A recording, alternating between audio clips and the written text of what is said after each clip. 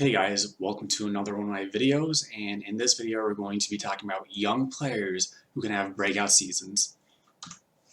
Now, in this video, I'm not going to be talking about players we already know about. Like in the 2017 draft class, we have Jason Tatum, who's going in the early second round, De'Aaron Fox, who's going in the fifth round.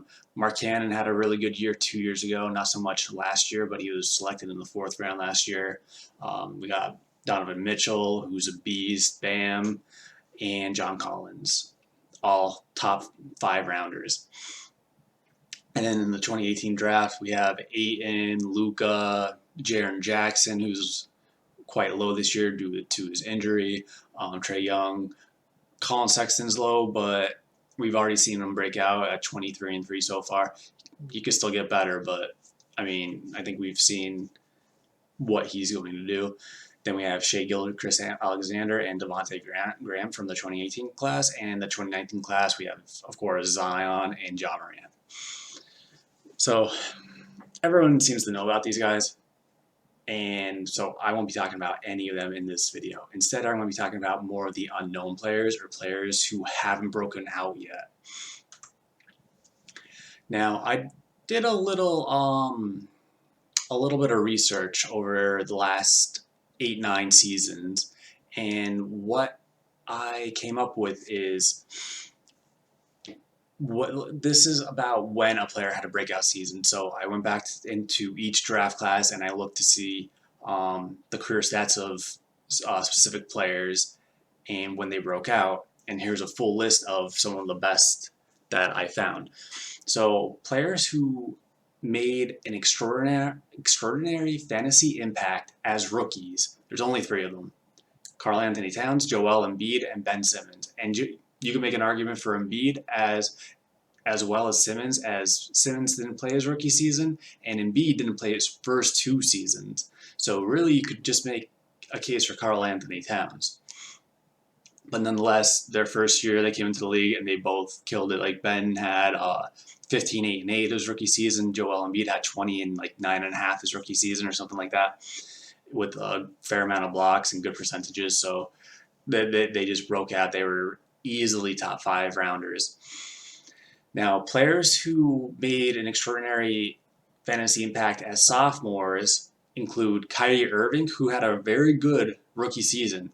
But the reason why I don't have him on the rookie list is because he didn't catapult himself to a high round status until his sophomore season. Same thing goes with for Anthony Davis, Victor Oladipo, Brandon Ingram, Porzingis, Kemba Walker, hell, even Andre Drummond. And then we also have surprises like Klay Thompson, who was outside the top 10, and Devin Booker was a huge surprise, selected 13th overall in his respective draft. A couple more surprises we have are Vukovic, who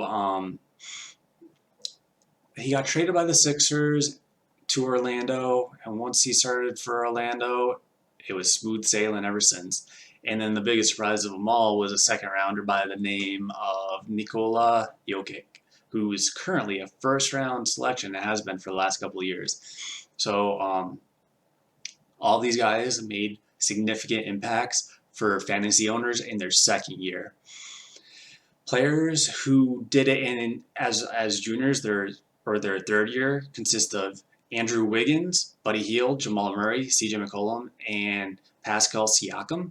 Now, I do want to mention in parentheses, I have where they were drafted in their respective class, and I think that's important because when you look at these lists, you'll notice, like in the first season, it's Joel Embiid would have been a first overall draft pick had he not been injured for the draft.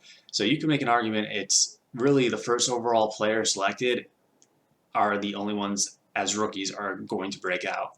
That's how it's been since 2011.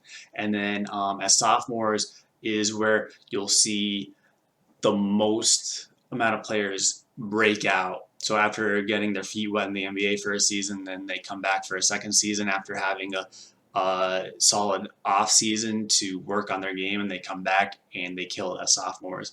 So even though you have a lot of top 10 picks, and all of them are lottery picks outside of Vukovic and Jokic, who both are international players, and I think there's something to be said about that. Um, Moving on to third year players, you're gonna have, let's see, 4 of the 5 players are top 10 picks, and Siakam and another, I believe he was an international player as well, who was selected late in the first round. Now, players who makes extraordinary fantasy impacts as seniors is what I put it for 4th year players. You could go anywhere, like anywhere in the draft. So players that broke out would include D'Angelo Russell, Sabonis, TJ Warren, the Greek Freak. The Greek Freak didn't break out until his 4th season. He had a lot of work he had to put in to get as good as he is today, and we all know about his story, but he still didn't do it till his 4th season. Then you have Tobias Harris, Montrezl Harrell, Brogdon, and Chris Middleton. And one more thing I want to point out about the draft position, outside of the second year guys, you're going to see players more likely to break out throughout the draft at any point in the draft. Like players in the 4th year, you only have D'Angelo Russell, and the only reason he didn't break out sooner is because he was just in a poor situation in LA and just didn't find his footing until he made it to. Right now he's on Minnesota, and last year he played for Minnesota, so that's when he really broke out. But there was a team before there, and I can't remember who it is offhand, where he was showing some promise. But the rest of these players are outside the top 10, and you have 3 second-rounders who broke out in their 4th year. And I did want to make note that players, it's very, very seldom, but players can break out in their 5th year. And Terry Rozier did just that. And the way that worked out is he didn't break out until his 5th year because he was just on a stacked Celtics team for his entire rookie contract, and they never traded him. They just kept him throughout, and then he just left as a free agent. And I do have here on the bottom right some reasons why players take some years to break out. And some players just needed to wait for their opportunity. So that's the case for most of these second years players. Like they played a little bit their rookie season, got their feet wet, had an off-season work on their game, like I said earlier, and then they came in their second season and just killed it. Then you have players on stacked teams like Rozier, players in poor situations like D'Angelo Russell, and then simply other players just needed time to develop, like the Greek Freak. Like you never know what you get in the draft. You really don't. All right. Now, this is kind of like an extra here. So we're on the players who can break out, still break out, and why. And I have the 2016 draft, which is Jonte Murray, who was selected 29th overall by the San Antonio Spurs. Now, I have him on the list because he's still only 24 years old, and he missed his 3rd season due to an ACL tear. But he still started 114 games in his career, and I was looking at his stats year by year. His stats have improved every year, so I don't see why he can't do it again, especially now that he's going to be a full-fledged starter. And when he does start, he averages 26 minutes a game, 11 points, 5 rebounds, 4 assists, 1.5 steals on 46% shooting and 36% from 3. Those are all good numbers, and I believe he can still get better. Just imagine if he could just get like 30 minutes a game, 15 points, he could easily get 6 to 7 rebounds, 5 to 6 assists, and close to 2 steals. And if he could hold on to those percentages, well, you probably got yourself a top 60 player at least. maybe even top 50.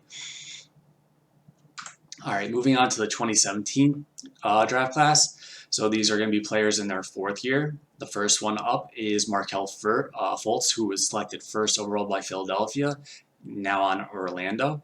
Now, I don't want you to laugh at that because I know he's had like the weirdest beginning to an NBA career that I can think of.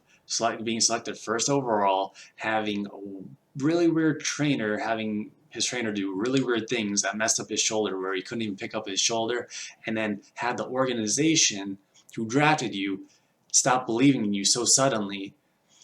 Like, Philadelphia gave up on him way too soon. I'm still upset with it because I'm a Sixers fan, and he just never had a chance in Philadelphia. Once we had Simmons, once uh, Philadelphia had Embiid, they wanted to go right into win now mode instead of developing Fultz and giving him an opportunity.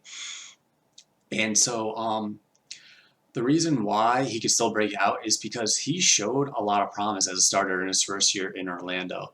And what I mean by that is, like, he started last year was his first year that he started consistently all year for Orlando, and his stat line was more of that, like a typical rookie instead of a third year player. Like, his first 2 years, he was just trying to learn and understand the game, and Philadelphia didn't help him. Just to be blunt.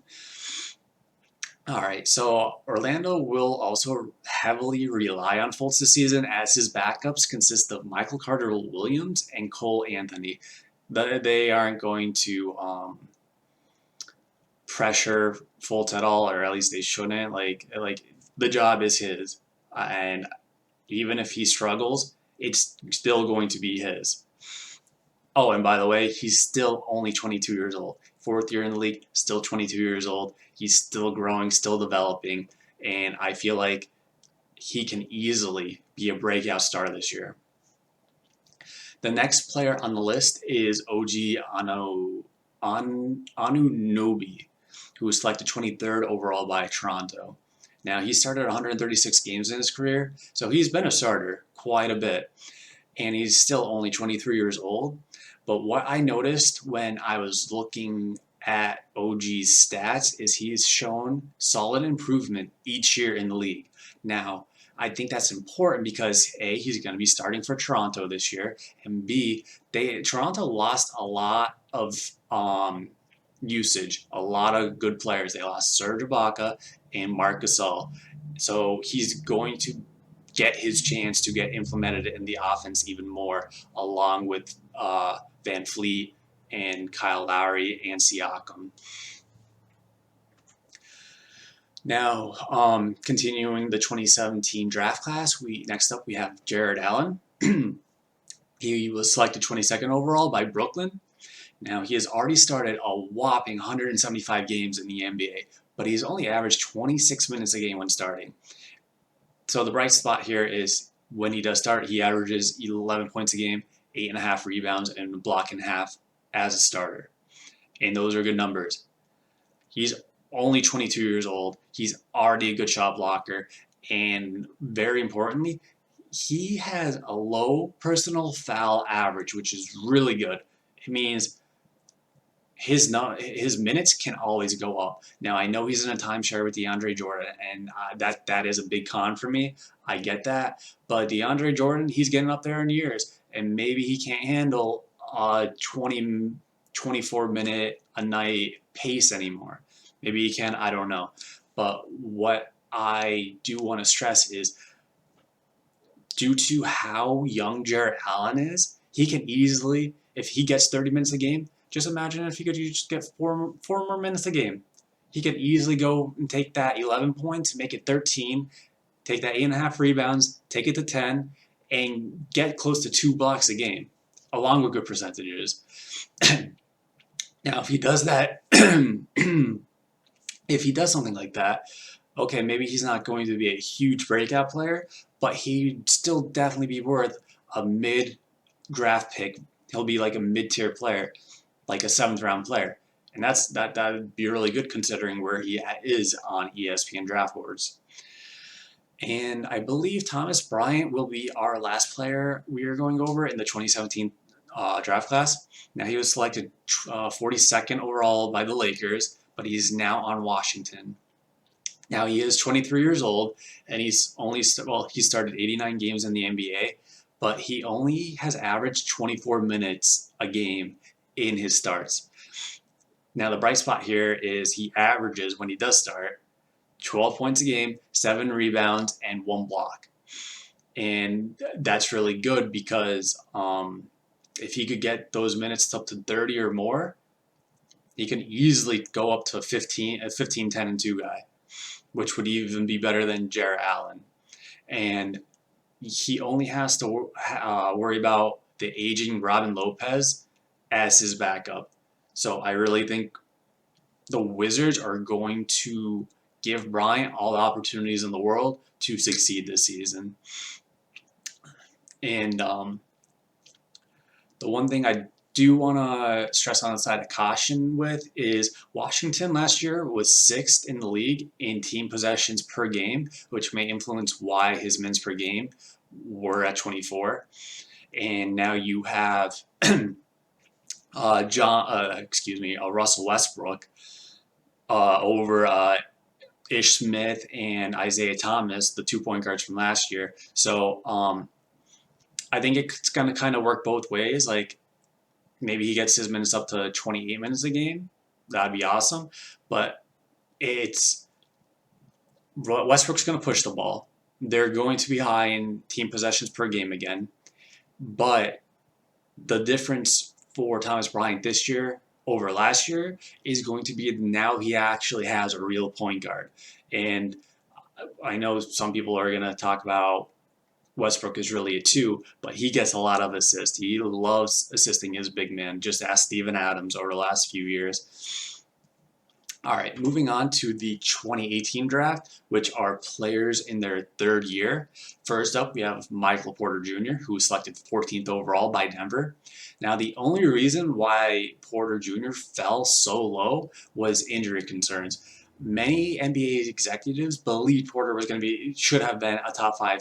Well, they believe that he was a top 5 talent in a draft where the top 5 were Ayton, Bagley, Luka, Jaren Jackson, and Trae Young. That's a hell of a top 5. And to be considered to be better than some of those prospects, well, the sky's the limit for Porter if he could just stay healthy. Now, he didn't play his rookie season, and let me see. And during the first part of last season, the second season, he truly played like a rookie. But then he shined in the bubble. In 32 minutes a game, he averaged 21.6 points, 8 rebounds, and almost a steal a game, and 0.8 blocks a game, and shot the ball extraordinarily well at 57% from the field, 41 from 3, and 93% free throw percentage, which are incredible numbers. I don't expect him to hit those numbers again. Not even close. I mean, maybe a little bit close, but I don't expect him to have a season where he averages those numbers completely. But what I do expect from him, especially if he could stay healthy, I do believe he could hit 30 minutes to 32 minutes again a night again. And if he does that, I could see him being at or around 20 points a game. He should still hit that 7 to 8 rebound threshold, and hopefully his defense picks up. He's had a long off season to improve his game, just like a lot of players have had. And actually, come to think about it, he was on Denver, so he had like a regular off season. But nonetheless, he still had about 120 days of an off season to improve his game, and I'm hoping he worked on his defense. And I also don't expect him to shoot 57% from the floor, 41 from 3, and I certainly don't expect him to shoot 93% from the free throw line. I think those are all going to come down. But if I had to choose one player in this entire video who can be a breakout star and be a top, let's say, top 30 player this year, it would be Michael Porter Jr. Now, moving on to our next player, Marvin Bagley. He was selected 2nd overall by Sacramento. Now, he only played 13 games while only starting 6 of them last season due to a right foot injury, which negated a lot of his growth that we may have been able to see last year. And in 2 seasons, he's only started 10 games so far. So that he's been on a bumpy ride to begin his career. But the bright spot is Bagley, for his career, is still averaging 14 points a game and 7.5 rebounds and a block in his first 2 seasons. Those are pretty awesome numbers considering he's only started 10 games. Think about that. Now he's starting this year. He's starting this year, and I don't see any reason why he can't at least hit those numbers. And he honestly, I feel like he should do a lot better. I feel like he should be close to like 17 points a game, close to 9 rebounds a game, and maybe a block and a half a game. I don't see that out of the realm of possibility of happening. Now, his shooting has proven to be inconsistent, and he needs to really work on that because in his first year, he went from 50% to his second year, 46%. Granted, I know he only played in a small amount of games in his second season, which was 13, so that has something to do with it. But even still, I would like to see better numbers, especially from the floor. Now, his threes, I know it's a small sample size, but it went from 31% to 18%. Maybe he was just on a cold streak in those 13 games. I don't know what was going on. I know, like I said, I know it's a small sample size, but he's got to bump those numbers up. He's got to be more consistent and get better with his game. And last, talking about free throws, he did jump from 69% to 81%. So as you can see, he's kind of like all over the place for a forward here, and I don't know what to expect from his shooting percentages. I have no idea where he's going to lie this year. But if he managed to work on his game throughout the off season, and after he got healthy, he had a very long off season. I feel like he can be one of those players where sky's the limit. I feel like he could easily hit top 50 player status this season, especially when he's already averaging 14 and 7.5 in one block a game. Like he could really, really improve his stats this year. All right, so our next player from the 2018 draft is Wendell Carter Jr., who was selected 7th overall by Chicago. Now he's only 21 years old, and Carter could not have ended up in a worse situation than in Chicago because his head coach was Thibodeau, and Thibodeau just doesn't play rookies, nor does he play bigs. He plays bigs in a traditional sense. He didn't play Carter to his strengths.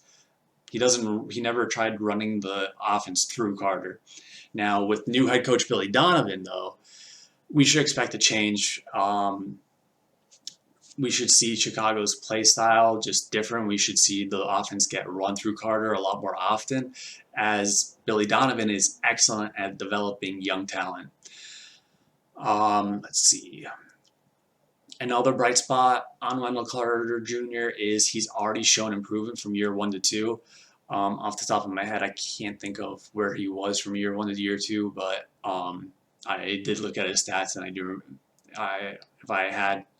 If I decided to note it in here, it had to be worth mentioning. Now, the only downside for Carter Jr., and it's a pretty big one, and this is probably what's going to stunt his stat line more often than not, is he gets in a lot of foul trouble. As a rookie, he averaged 3.5 fouls a game, and it actually increased in his sophomore season to 3.8. So basically, he's getting 4 fouls a game, at least. That's really bad. We don't want that, and that's like a huge red flag. It's something he needs to clean up, and hopefully Billy Donovan can teach him to clean that up sooner rather than later for those who are targeting Carter Jr. in their drafts. Now, I have a little bonus tidbit. My personal advice would be to stay away from Mitchell Robinson. And I feel like this is a perfect place to put this because A, he was in the 2018 class, and second, he is going to inherit Carter's problem, which was head coach Thibodeau. Like, I don't expect much from Mitchell Robinson this season in terms of breakout. I did notice he's very high on draft boards on ESPN, and I understand why. He gets you good rebounds and good blocks. But if you're drafting him for anything other than rebounds and blocks, if you think he's just gonna magically break out this season, I wouldn't hold my breath. I wouldn't stay. I would stay away from him in that regard, and I would only draft him for the solely those two categories, rebounds and blocks. All right, moving on to the 2019 draft class, which are where players are in their second year. First up, we have RJ Barrett, who was drafted 3rd overall by the Knicks. Now, RJ Barrett, he's only 20 years old. He has a lot of time to improve. Let's see. Okay, so in his rookie season, he averaged 14, 5, and 2 assists. But he did that with very low shooting percentages across the board. And given how the Knicks are hellbent on going all in with Barrett for the time being, I can't imagine him not getting as many opportunities as he could handle. And given how young he is, I can only imagine his shooting is going to improve. Like, very, very rarely do you have a 19-year-old rookie come into the league and shoot the ball really well. But still, RJ Barrett, with his shooting woes, still averaged 14, 5, and 2. I expect him to do a lot better in his second year. And hopefully, he improves those percentages. And if he does, depending on how much he can improve, he could easily be a top 50 player. He could easily average over 20 points, can easily average 7 or 8 rebounds, and like 4 assists. And if he does that, given where his ADP is, he'd be a steal. Next up on the list is Darius Garland, who was selected 5th overall by Cleveland. Now, just like RJ Barrett, he's only 20 years old, and he started all 59 of his games last season. So he got a lot of experience in his rookie season, and in doing so, he averaged 12 points and 4 assists. Very good for a guard and 19-year-old guard in his rookie season. Now, he shot 36% from 3, which is solid. That's pretty solid, right? Especially for a 19-year-old. But something to look out for is his field goal percentage overall was only 40%. So it's something he really needs to work on. Another bright spot is he shot 87% from the free throw line, so that's very promising for those looking for an additional guard late in the draft. Now, Cleveland doesn't really have anyone on their team. Like, they have Colin Sexton, Garland, and Kevin Love. Like, anyone can. The number one option is for anyone to take. Anyone can be the number one option if all they have to do is take it from the rest of the team. And who better to do that than second year Darius Garland?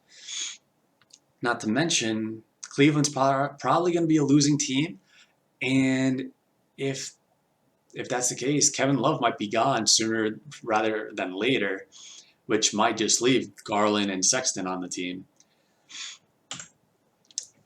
Moving on to our next player, we have Rui Hachimura. He was selected 9th overall by Washington. Now he's 22 years old and started all of his games last year, which is 48. And so the first thing I want to mention is he only shot 28% from three-point range, but he still averaged 13 points a game and 5 rebounds a game. Now, if he gets a jump shot, he's an instant breakout player. Can you imagine if he shoots 36% from 3? Like last year, like I mentioned earlier in the video with Thomas Bryant, they didn't have the best point guard play last year. They had Isaiah Thomas and Ish Smith. And now you've upgraded to Russell Westbrook, where defenses are going to focus on not only Beal, but Russell Westbrook. And that's going to leave Hachimura open on the,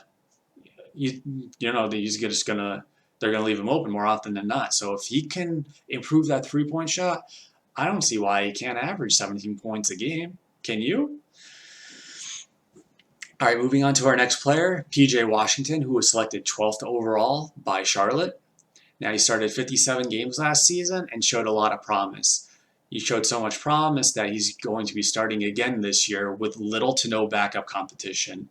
Now, I didn't watch any Charlotte games last year, so I don't know too much about PJ Washington, but I did want to add him on the list because um, he's going to get the opportunity to prove what he can do in his second year.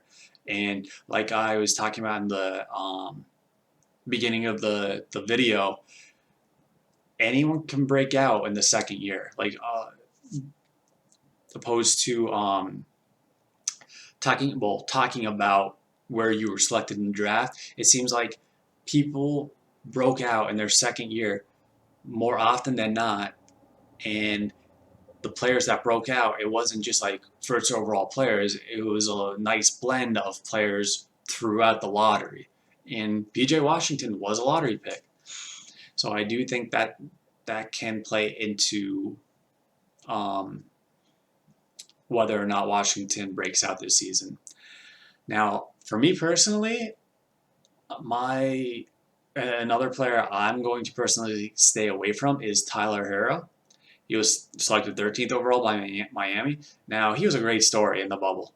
Everyone loved him. I was watching highlights of him every day on ESPN. I loved it. I was rooting for him. But now is a new season. Miami's got a bunch of new forward depth. So we need to really see what his role is. Not only that, we need to see if he was for real and can shoot the ball well, or if he was just on a hot streak last season and if he's just a streaky shooter. And I think that's going to be the telltale sign of whether or not he succeeds for Miami this season, and more importantly for you, for your fantasy team. And I would rather wait and see rather than gamble on a shooter I'm not too certain about. Alright guys, thanks for watching this video. Please like and please subscribe.